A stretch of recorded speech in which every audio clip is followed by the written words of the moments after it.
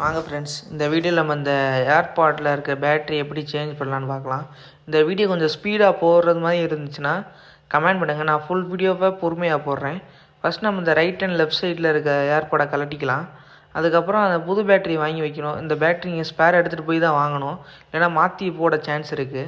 So mother போர்டை அதுலேருந்து கலட்டிட்டு சால்ட்ரு பேஸ்ட்டை வந்து ஃபஸ்ட்டு அப்ளை பண்ணிவிட்டு இந்த பேட்ரி ரிமூவ் பண்ணிக்கலாம், பழைய பேட்டரியை.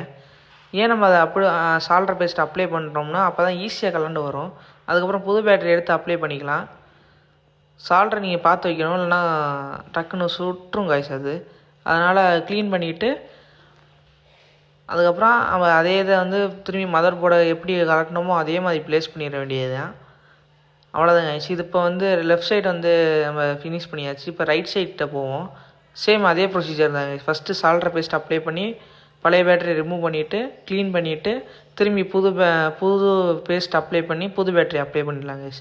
ப்ளஸ் அண்ட் மைனஸ் பார்த்து வைக்கணும், இல்லைனா போர்டு போக சான்ஸ் இருக்குது. அதுக்கப்புறம் ஏர் பாட் இருக்குல்ல கைஸ், அந்த கேஸ் இருக்கிறதுல வந்து மதர் போர்டை ரிமூவ் பண்ண வேண்டியது தான். ரிமூவ் பண்ணும்போது பார்த்து பண்ணணும், இல்லைனா அந்த ஸ்ட்ரிப் ஒன்று இருக்கும், அது கட்டாக வாய்ப்பு இருக்குது. ஸோ நம்ம அதையும் போட்டுட்டு புது பேட்டரி ஆட் பண்ண வேண்டியது தான். எப்படி கலட்டணுமோ அதே மாதிரி வைக்கணும். நம்ம தப்பாக வச்சோம்னா கேஸ்குள்ளே போய் உட்காராது, சார்ஜ் ஏறாது கைஸ். அதை மட்டும் கரெக்டாக பார்த்து பண்ணுங்கள். இந்த மாதிரி நிறைய வீடியோ பார்க்கணுன்னா நம்ம சேனலை லைக், ஷேர், சப்ஸ்கிரைப் பண்ணிக்கோங்க. மறக்காமல் பெல் பட்டன் அமைக்கோங்க. தேங்க்யூ.